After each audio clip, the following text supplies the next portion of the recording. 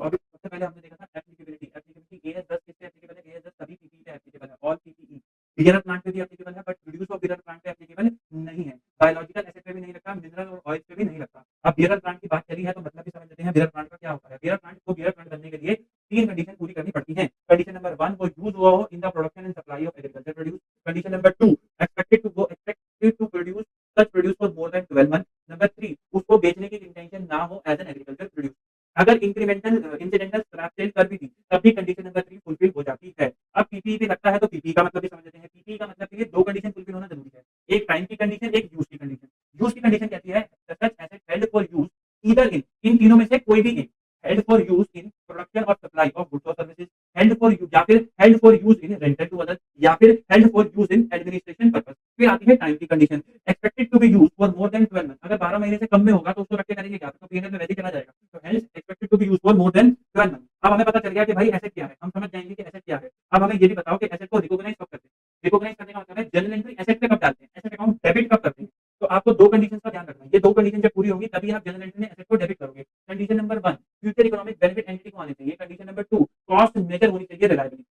अगर ये दोनों कंडीशन फुलफिल होती हैं, तभी आप एसेट अकाउंट डेबिट करते हो। फिर उसके बाद आपने एसेट अकाउंट डेबिट कर दिया, डेबिट के आगे आपको अमाउंट भी तो लिखना होता है। उसको क्या बोलते हैं? उसको बोलते हैं मेजरमेंट। तो हम मेजर कैसे करते हैं? मेजरमेंट के लिए हमने 3 में क्लासिफाई करा था कि आपने एसेट परचेज करी है या जनरेट करी है या एक्सचेंज करी है। परचेज बड़ा सिंपल है, purchase price less creditable taxes add non creditable taxes any directly attributable cost. Directly attributable cost कौन सी कॉस्ट होती है? जो एसेट को रेडी फॉर यूज लाने के लिए खर्च करी जाती है। रेडी फॉर यूज का मतलब क्या है? कि एसेट उस लोकेशन और कंडीशन तक पहुंच जाए जो मैनेजमेंट की इंटेंशन है, plus present value of decommissioning cost, abandonment cost जो उसको रीस्टोर करने की कॉस्ट आएगी, वो भी हम जोड़ देते हैं। यदि आपने एसेट सेल्फ कंस्ट्रक्ट करी है तो क्या-क्या जुड़ेगा? तो जुड़ेगा material cost, labour cost, fixed overhead normal और एक्चुअल व्हिचएवर इज हायर, और वेरिएबल ओवरहेड और प्रेजेंट वैल्यू ऑफ डीकमीशनिंग। अगर आप इंटरनली जनरेट कर रहे हो और इंटर डिपार्टमेंट कुछ आपने रिसोर्सेज दिए हैं तो उसमें इंटरनल प्रॉफिट को क्या कर दोगे? इग्नोर। एब्नॉर्मल लॉसेस को आप क्या कर दोगे? इग्नोर। अंडर अब्सॉर्ब्ड ओवरहेड को भी आप क्या कर दोगे? इग्नोर।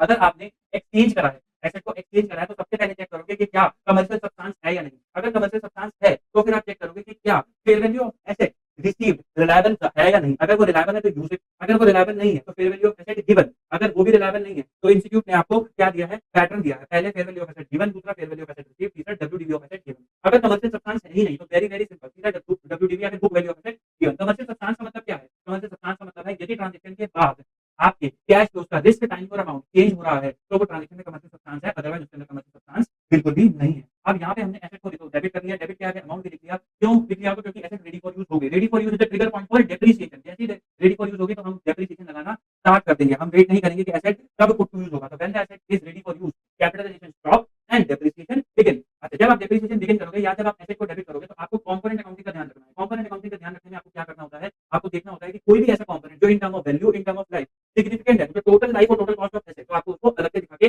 चलना होता है और डेप्रिशिएट करना होता है। और आप डेप्रिशिएट कैसे करते हो? डेप्रिशिएट लाइफ के बेसिस पे करते हो। उसके 3 मेथड है, एसएलएन, डब्ल्यूडीवी और यूनिट ऑफ प्रोडक्शन मेथड। हमने देखा था कि अगर मेथड चेंज होता है तो चेंज इन अकाउंटिंग पॉलिसी, आरबी चेंज होती है तो चेंज, सॉरी मेथड चेंज होता है तो चेंज इन अकाउंटिंग एस्टीमेट, आरबी चेंज होती है तो change in accounting estimate, life change होती है तो चेंज इन अकाउंटिंग एस्टीमेट। फिर जब एसेट आ गया तो उसके बाद भी तो खर्चे होते हैं रिपेयर के। तो अगर छोटे-छोटे खर्चे हैं, डे टू डे खर्चे हैं तो कहाँ चले जाते हैं? प्रॉफिट एंड लॉस अकाउंट में चले जाते हैं। लेकिन यदि खर्चा बड़ा है, मेजर ओवरऑल है, मेजर रिपेयर है, कोई पार्ट का रिप्लेसमेंट है, तो हम क्या करते हैं? जिस टाइम आप रिप्लेस कर रहे हो उस पार्ट को, तो ओल्ड पार्ट की बुक वैल्यू को आपको हटाना होता है और नए पार्ट की बुक वैल्यू को आपको ऐड करना होता है। ऐड आप कब करोगे? जब रिकॉग्निशन की कंडीशन फुलफिल होती है। रिकॉग्निशन की कंडीशन कौन सी होती है? वो 2 कंडीशन, एफईबी और cost can be measured reliably. तभी आप नए पार्ट की कॉस्ट को ऐड करके चलोगे और डेप्रिशिएट करके चलोगे।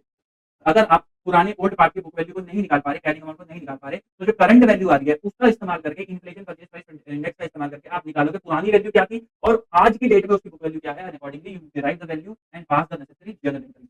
ये है हमारा आज तक का डिस्कशन, अभी तक का एएस 10 का डिस्कशन। अब हम आपसे कल मिलेंगे और हम उठाएंगे सब्सिक्वेंट रिकॉग्निशन, जिसमें कॉस्ट और रिवैल्यूएशन मॉडल, फिर रिवैल्यूएशन रिजर्व के ट्रीटमेंट, रिवैल्यूएशन अकाउंटिंग, ग्रॉस और net method, and we will conclude our AS 10। तो आई होप आपको एक मजा आया होगा लेक्चर में, आपके लिए एक वैल्यू एडिशन रहा होगा। अगर आपको कोई भी डाउट हो तो आई एम अवेलेबल, आप मुझसे पूछ सकते हो। और अभी तक के लिए इतना ही, आपसे मिलेंगे फिर कल।